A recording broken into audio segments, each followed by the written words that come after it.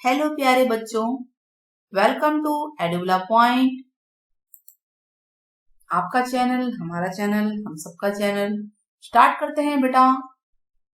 Worksheet number 52, गणित class 10th के लिए। ठीक है बच्चे, त्रिज्या खंड की संगत चाप की लंबाई। देखिए बच्चों, पिछले वर्कशीट तक हमने क्या किया कि कोई भी त्रिज्या खंड है या वृत्त खंड है, हमने उसका क्षेत्रफल निकाला था, है ना। ये है त्रिज्या खंड, इसका ये एरिया कहलाता है, ये क्षेत्रफल है।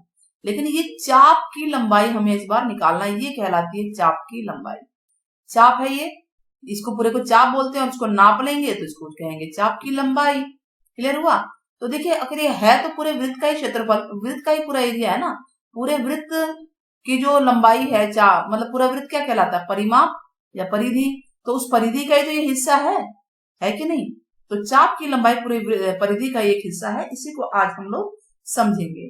देखिए, आपने रंगोली बनाना आपने देखा होगा, या एक वृत्ताकार कागज काटिए और केंद्र पर 60 डिग्री का कोण बनाती है। हम ये देख लेते हैं। दो त्रिज्याएं लीजिए, ये त्रिज्याएं ले ली और केंद्र पर, ये केंद्र है, 60 डिग्री का कोण बनाती है। कॉपी पे चिपकाइए और दिए गए भाग को दर्शाइए, यानी उसमें केंद्र, त्रिज्या, त्रिज्यखंड, चाप, ये सब दिखाना है आपको। दिखा सकते हैं ना। चाप द्वारा केंद्र पर बना कोण, चाप, तो हमने सब दिखा दिया। इसको बहुत सुंदर सा आप लोग बनाइएगा। सुंदर सा कागज लीजिएगा, उसे काटिएगा। 60 डिग्री का कोण बनाती हुई, ध्यान रखना उसमें कोण बना दीजिएगा। दो त्रिज्याएं, ठीक है। बल्कि ये वृत्त काट के यहाँ पे दूसरा कलर लगा लेना इसके ऊपर, उस 60 डिग्री कोण में काटते हुए, तो और सुंदर लगेगा। तो यहाँ केंद्र, यहाँ त्रिज्या, और ये हो गया आपका त्रिज्यखंड है। इसको आप अलग कलर से दिखा दीजिएगा इसको। और ये चाप हो गया, चाप की लंबाई। आया समझ में बच्चों? तो इससे आपको समझ में आएगा कि चाप है क्या। ये है जी चाप, और इसको नाप लेंगे तो इसकी लंबाई कहलाएगा। देखिए, वार्षिक जो फंक्शन, त्योहार वगैरह होते हैं, हम या कोई भी दिवाली वगैरह पे भी, या स्कूल में मनाते हैं ना एनुअल डे वगैरह, है, तो उसमें क्या होता है, हम लोग रंगोली सजाते हैं। स्कूल में कई कंपटीशन भी होता है, रंगीले कंपटीशन। तो विद्यालय के वार्षिक उत्सव के अवसर पर अंजलि और रोहन स्वागत के क्षेत्र को सजाने के लिए रंगोली बना रहे हैं। अब उसमें उन्होंने मैथ का दिमाग लगाया कि चलिए हम थोड़ा मैथमेटिशियन रंगोली बनाते हैं, ऐसी रंगोली जिसमें मैथ का भी यूज हो जाए। तो उन्होंने एक वृत्त बनाया और उसके चारों तरफ आप देख रहे हैं त्रिभुज बन रहा है।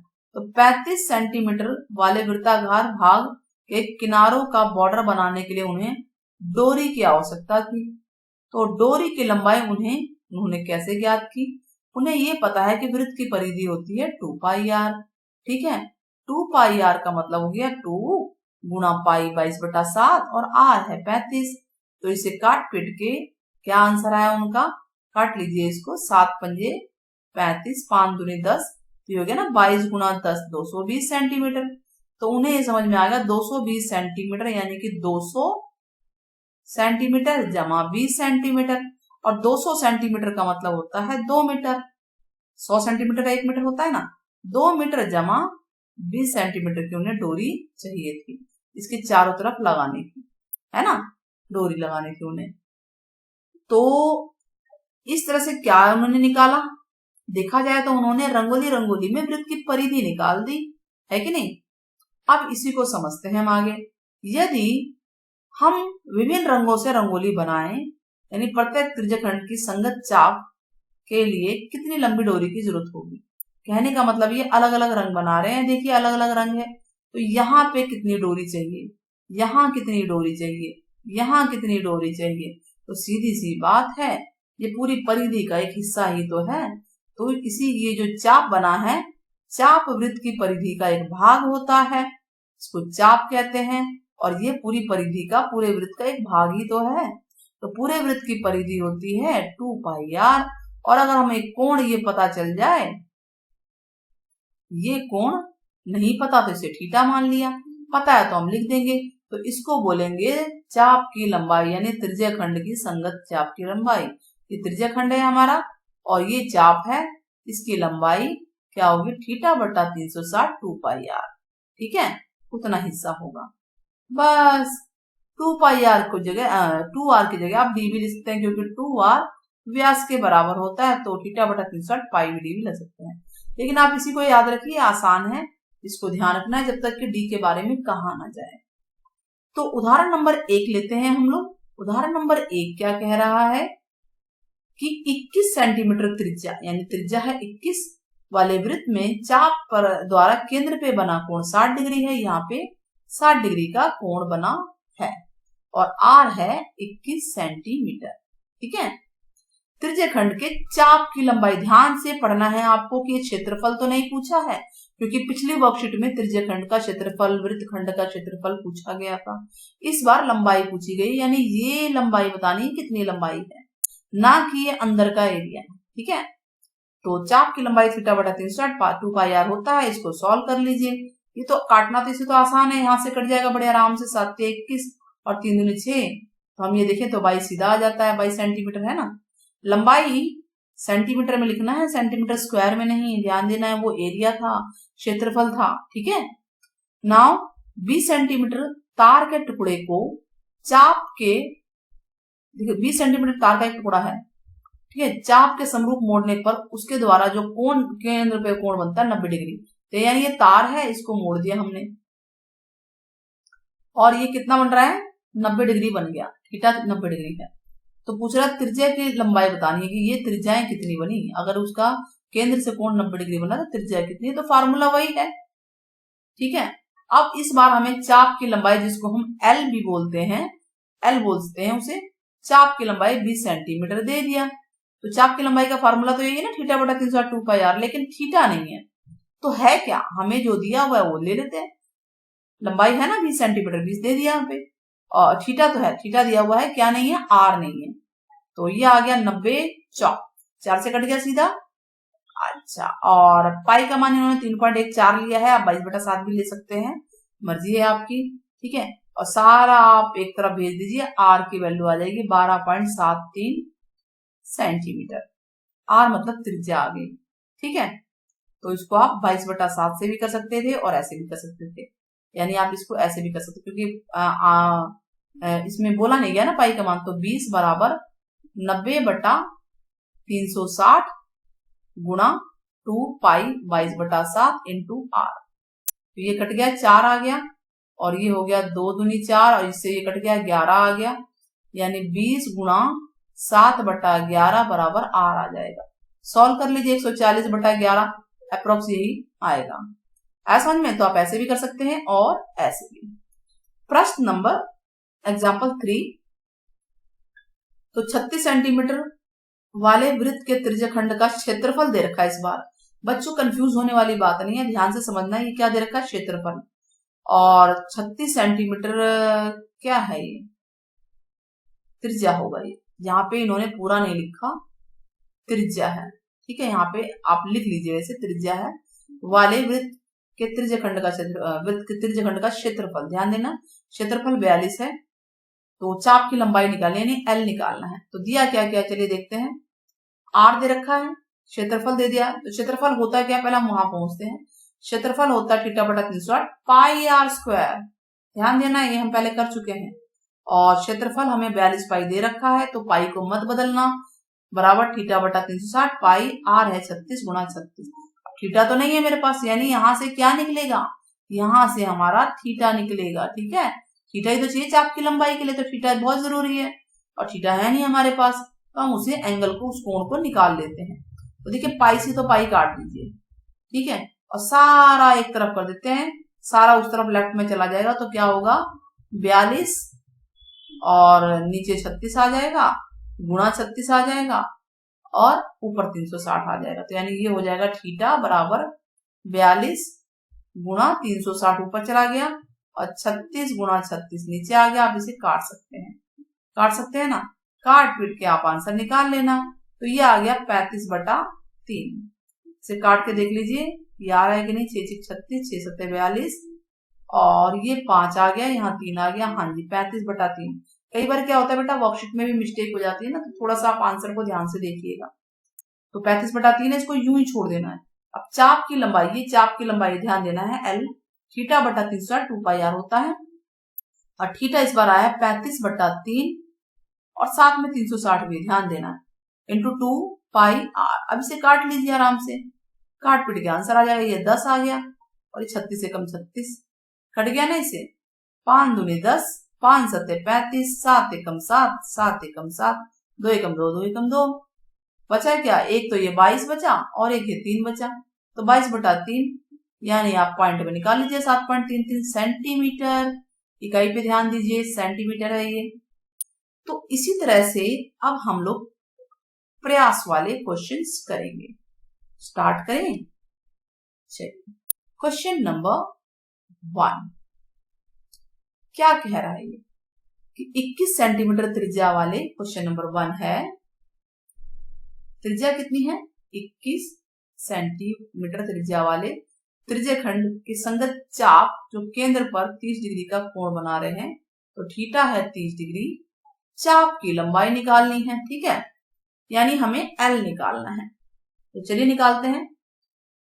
चाप की लंबाई यानी संगत चाप जो भी है इसको एल बोलते हैं, ये है थीटा बटा 360 2 पाई आर। अब पाई तो बोला नहीं है कि 3.1 को लेना है, ठीक है, तो हम क्या करेंगे 22/7 अपनी आसानी के लिए ले लेंगे। थीटा है 30 बटा 360 इंटू 2 इंटू 22/7 और आर है 21। 0 से 0 कट गया, 3 एकम 3 3 ये 12 आ गया, ठीक है, 7 दिया 3 चौक, इससे ये कट गया 2 आ गया, इससे ये कट गया 11 आ गया। तो आंसर क्या आया हमारा? सिंपल एल की वैल्यू आ गई 11 सेंटीमीटर। क्लियर हुआ? चलिए क्वेश्चन नंबर 2। क्वेश्चन नंबर 2 है ये। क्वेश्चन नंबर 2 क्या है? आपको ये आकृति दी हुई है ना, इसमें थीटा है 60 डिग्री और त्रिज्या है 10.5। त्रिज्या खंड का परिमाप निकालना है। परिमाप ध्यान से समझना है। परिमाप मतलब कि ये होता है, अब परिमाप मतलब चारों तरफ की बाउंड्री को जोड़ना है, यानी उसमें चाप आ गया, साथ में ये त्रिज्या भी आ गई और दूसरी त्रिज्या भी आ गई। तो फार्मूला तो बना नहीं, हमें बनाना पड़ा। क्या क्या जोड़ा हमने? सारी बाउंड्री को जोड़ देंगे, यानी ये चाप की लंबाई एल तो लेंगे ही, साथ में ये त्रिज्या और ये त्रिज्या, यानी पूरी बाउंड्री को जोड़ देंगे। ये तो बिल्कुल तरबूज के पार्ट की तरह लग रहा है। हम सर्दियों में तरबूज अच्छा लगता है आप लोगों को तरबूज? कमेंट में बताइएगा। तो चलिए क्या निकालना है हमें? त्रिज्य खंड का परिमाप। तो हमें आर दे रखा है ना, आर कितना है वो भी लिख लेते हैं, 10.5 सेंटीमीटर और थीटा है 60 डिग्री। हमें निकालना है त्रिज्य खंड का परिमाप। तो वो क्या होगा? वो होगा चाप की लंबाई, जो चाप वाला हिस्सा तो लेना ही लेना है, चाप की लंबाई जमा दोनों त्रिज्याएं थी ना, 2 जगह त्रिज्या थी, 2 गुणा आर, ठीक है, और चाप की लंबाई है थीटा बटा 360 2 पाई आर जमा 2 आर। तो सॉल्व कर लीजिए। थीटा है 60 डिग्री, 360 डिग्री, 2 गुणा 22/7 और आर है 10.5 जमा 2 गुणा 10.5। तो आप इसे काट लीजिए, पॉइंट हटाइए। तो ये तो कट गया, 60 में 6 36 आ गया सीधा ही, और 7 एकम 7, 7 पंजे 35, 5 तिया 15, 5 दूनी 10, 2 से ये कट गया, 3 दूनी 6 और इससे ये कट गया 11।